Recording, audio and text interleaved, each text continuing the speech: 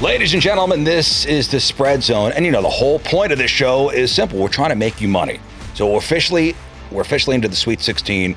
We're recording Wednesday, March 25th, 11 a.m. Central Time. So if you're listening later and the numbers have moved, remember, price matters. The episode, of course, is sponsored by FanDuel Sportsbook. All lines we reference are through FanDuel. And they can move between, now and tip-off. My name is Riz. There's Tim McKernan. Anthony Stalter back from vacation. Yeah. Joining us once again, our college basketball savant, Jackson. Oh, it's so good to be here. Hey, before we get into the games, we'll do Thursday's games, we'll do Friday's games, but are there any perfect brackets left in America? Besides ours? Yeah, outside Are of there ours. any perfect brackets left? No chance. I think there's I thought Zero, there's Jackson, zero. zero. There's zero? Okay. The last standing flawless bracket. Jackson 0 for 1. So the last standing flawless bracket belonged to an ESPN user named Christener. Now, this person managed to beat the odds through 43 straight games, which is an incredible feat of luck and basketball IQ. But then came game number 44, number 6 Tennessee versus number 3 Virginia. This guy put his money on Virginia, and then when Tennessee pulled off the upset win, the final perfect bracket in the world went up in smoke. So that's it. Last Thursday night, 14,000 brackets were still perfect. Friday night, only 224 remained. Saturday night, 4 survivors. Sunday night, 0. Wow. I love those numbers. Yeah. Because you know what the odds of picking a perfect bracket are? 1 in 9.2 quintillion. Jeez. Wow. Holy crap. Holy smokes. Yeah. So you're theoretically, you could get struck by lightning well before you. Would have a perfect bracket. Multiple times you get hit by A lightning. couple times. To put it in perspective, That's insane. there are more possible bracket combinations than there are grains of sand on the entire planet. Oh, my God. I just drove Yeah. it home. That drove it home nicely. Wrap your head around that. That drove it home real nicely. So even if you actually know basketball, you follow the seeds, your odds only improve to about 1 in 120 billion. So, 1 in 9.2 quintillion is if you flipped a coin for every game. But if you actually know if you know college basketball, your odds improve to about 1 in 120 billion. Well, that's why Jackson's here. Jackson, how did you do when Anthony and I were... Poorly. No, really? Yeah, Last year you were 14 and 2 know. when you sat in here during... I know. I gave that fact last week Yes. too. I know. I was so high on Northern Iowa being St. John's. That didn't come to fruition. Yeah. I still like where I'm at with like my long-term stuff, with my Final Four. I like where I'm at. But in terms of one-off games, I did not do well last week. In your Final Four... My Final Four is Houston, it is Duke, it is Arizona, and it is Michigan. You went chalk heavy then. Chalk, hey, listen, Chalk it has was been chalk heavy. last year, and I said, Yeah. be chalk, don't be afraid of chalk, and it happened. This year's the same way. By the all-time record for picking games in the tournament is 49-0. And that was back in 2019. That's the farthest anybody ever got. Oh, wow. Was 49-0. Wow. With their bracket. So let's get into Thursday's slate of games. We've got Texas-Purdue. We got Iowa-Nebraska. We've got Arkansas-Arizona. We got Illinois-Houston. So first up, let's go Texas versus Purdue. We'll start with you, Tim McKernan. It's Texas, Purdue. It's the first game on the card that is at 6:10 p.m. Central Time. What do you like about this game, Tim? Well, Purdue minus 7.5. Texas fighting for their lives just to get into the tournament. So you got two teams that are playing really well here over the last couple of weeks. Purdue wasn't in a spot where they were going to miss the tournament, but they were way down in the Big Ten standings. And then they win the Big Ten tournament. They win handily over Queens and didn't really have a sweat against Miami this past weekend.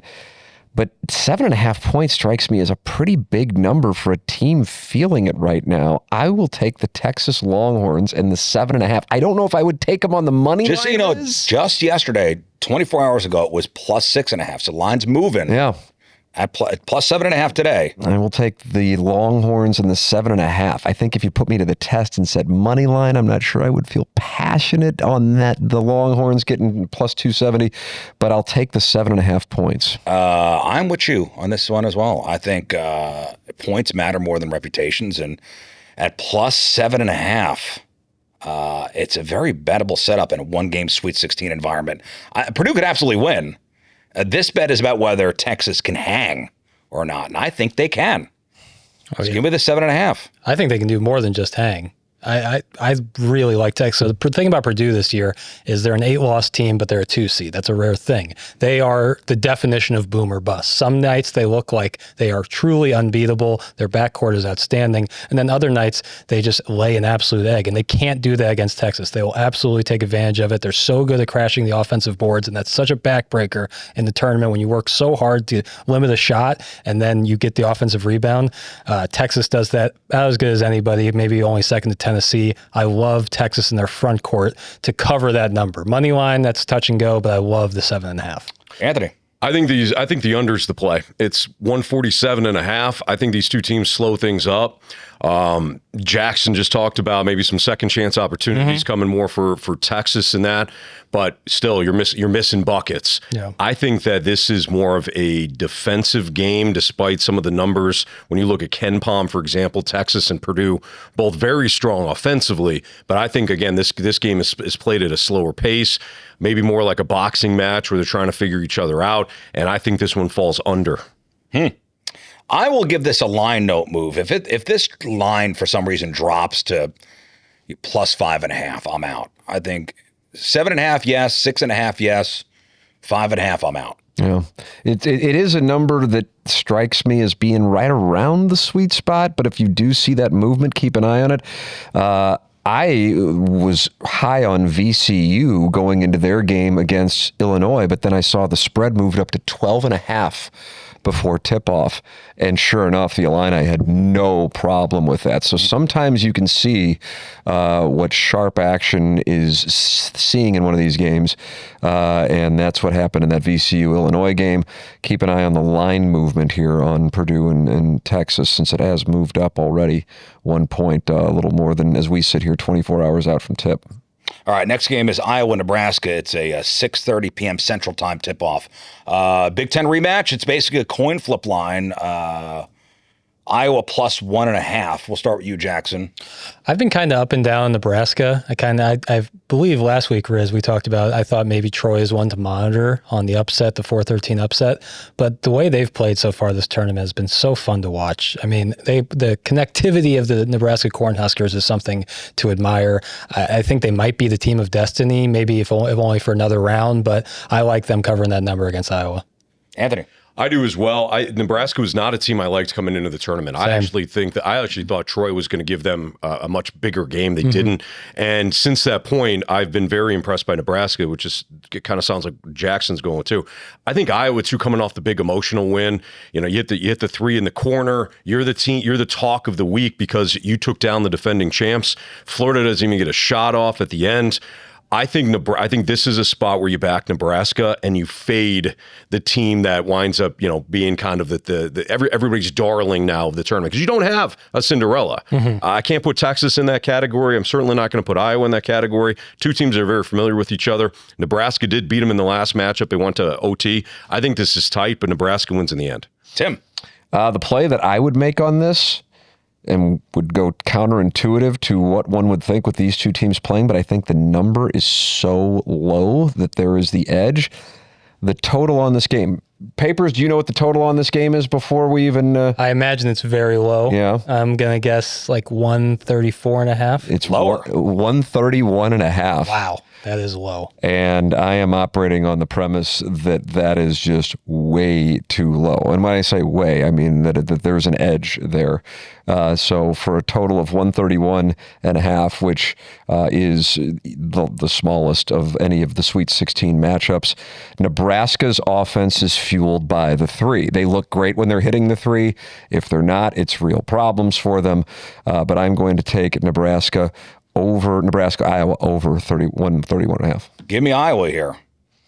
And games lined inside a bucket, I want the team that could survive different game scripts. You get your close late, weird whistles. Last 2 minutes, it's free throws. It's the whole thing. So give me the points in a toss-up. Give me Iowa plus 1.5.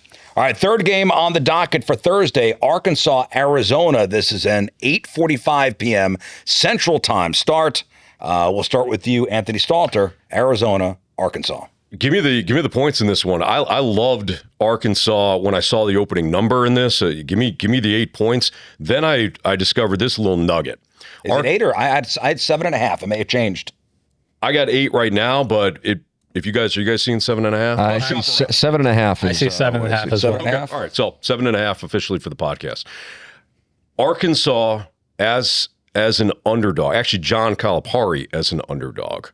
Been listed as a dog in the tournament 13 times. He's 9-3-1 against the spread, going 7-0-1 ATS while with Arkansas. With Kentucky, he's 7-1 against the number as a dog of 4 points or more in the tournament. In the NCAA tournament or the conference tournament with Kentucky and Arkansas, Calipari 11-0-1 against the spread as an underdog. So I think Arkansas matches up well. Arizona's been up and down. I thought they would pull away. They eventually pulled away against Utah State, but they had more trouble in the second half than they thought they would. So give me Arkansas. I think they hang. Tim. I am taking Arkansas. Arkansas is one of my Final Four teams, and I have been high on the Razorbacks. They got out and played a bunch of tough teams in their non-conference schedule. Darius Acuff came back in time for the tournament. He wasn't around for them at the end of the regular season, and I like Arkansas to win the game. It is a high total points, by the way. I got 166.5. And plus 285 on the money line. I am taking Arkansas plus 285. Sure, I'd take the plus 7.5, but I'm getting paid almost 3-1 on my money to take the Razorbacks. Jackson. I'm happy to be the lone man on the island here. I love Arizona. I think they're my national champion for this year. And I think an interesting thing about this Arkansas matchup, they have Darius Acuff on Arkansas as a lottery pick. If you saw him play the last few games, he is unbelievable. It's hard to guess against a guy like that. But what I'd say about Arizona is their most similar comp would be someone like Florida, because they just have an elite front court. And then you add in Braden Burris with Arizona. That's just one of the best guards in the country. And the last time Arkansas played Florida, granted that was on the road, but that final score was 111-77 in favor of the Gators. I don't think this is a game that Arkansas likes matchup-wise. I think Arizona's too physical for Arkansas. They don't have the opportunity to go on scoring droughts against a team like the Wildcats. Give me Arizona all day. I don't know. I just like the plus 7.5. That looks good to me. Couple empty trips, a quick run, a backdoor. This number, gives you a lot of ways to win without needing an outright upset.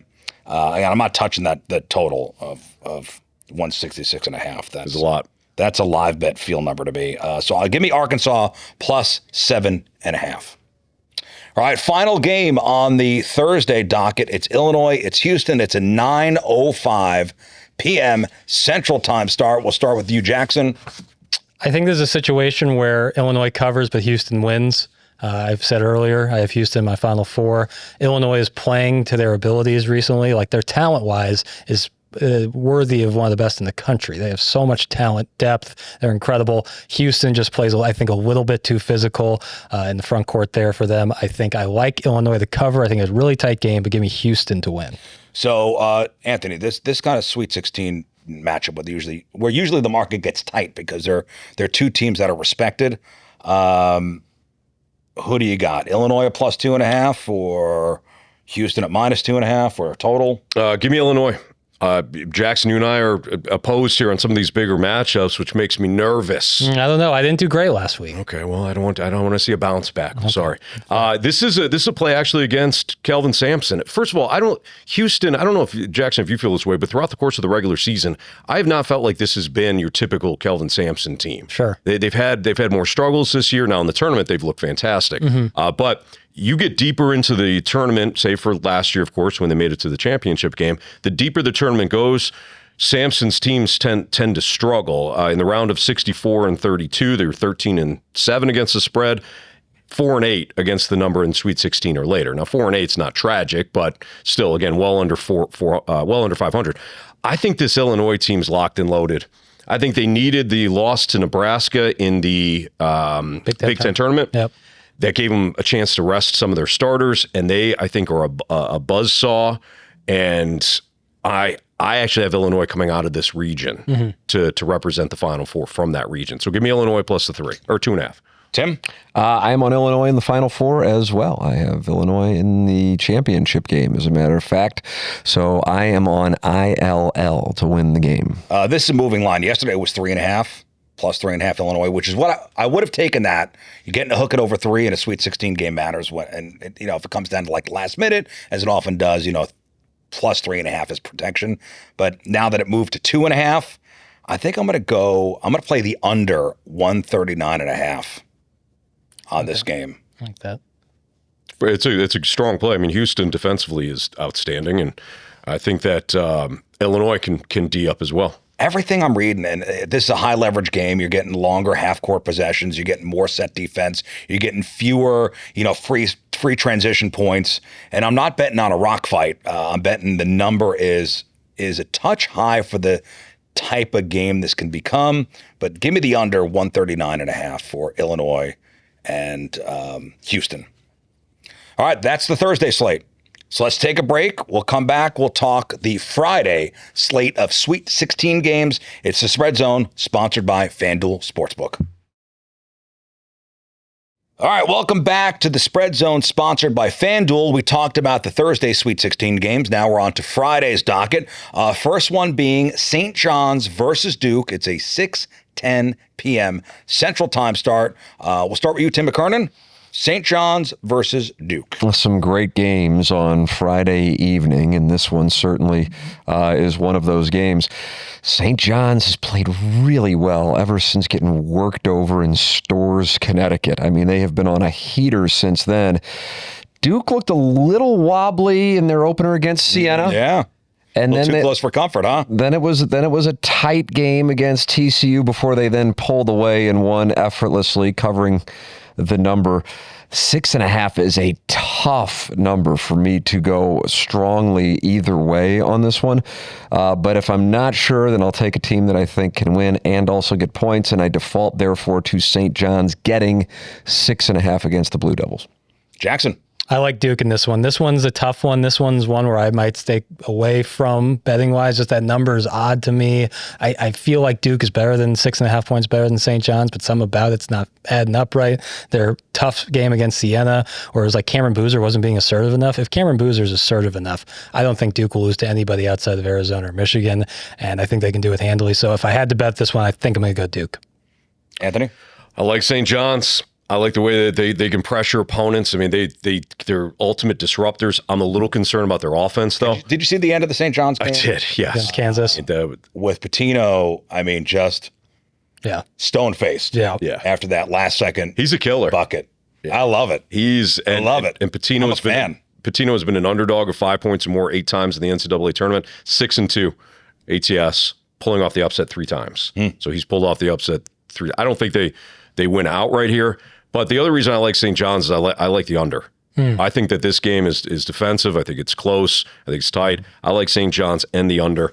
Looking at it now, about 141.5. All right, I'm taking St. John's plus 6.5. This is the Sweet 16. Good teams don't disappear. This is a lot of points for a team that could pressure, create turnovers, and turn this into a possession battle. I'm not paying the Duke money line price. If Duke wins, fine. I want the value window on the underdog here. So give me St. John's plus 6.5. All right, next game up is the 6:30 p.m. Central Time start, Alabama versus Michigan. We'll start with you, Jackson.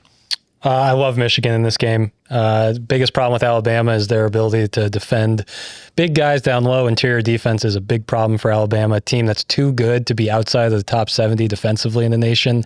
And Michigan will eat them alive in terms of buckets at the basket. I don't know if you saw them play St. Louis University. I don't think a team could play as well as SLU did and still lose the way they did to Michigan. Michigan is too good, and they're playing too well right now. Give me Michigan all day. Anthony? There was a NCAA football championship matchup a couple of years ago. I think it was Alabama against Ohio State, or maybe it was Georgia against Ohio State. And I remember watching the regular season, and I thought to myself, if these two teams played in the championship, I don't care what the number is, I'm betting the over. And that is my same philosophy when it comes to this Alabama-Michigan game. If these two teams met up, and now they are, I'm just going to take the over. I think Michigan can score 174.5. It's a big number. It's a big number. Michigan, I think, scores 100 plus. I think Alabama still scores. I mean, you see what they did against Texas Tech. Texas Tech finished third in that game. It was ugly. Give me the over in this one, and I'd be looking at some team totals as well. Tim? I have Michigan in the championship game against Illinois, and the reason for it is the ability to beat you in so many different ways, and we saw that. I do wonder about this line. This is the one line of them all where you go, I mean, it's big. It's 9.5. Is it an overreaction to Michigan and the way they were able to perform this past weekend in beating the hell out of Howard? It was 10.5. And it's gone down. And it's gone down. And then Alabama, of course, had their monster win over Texas Tech.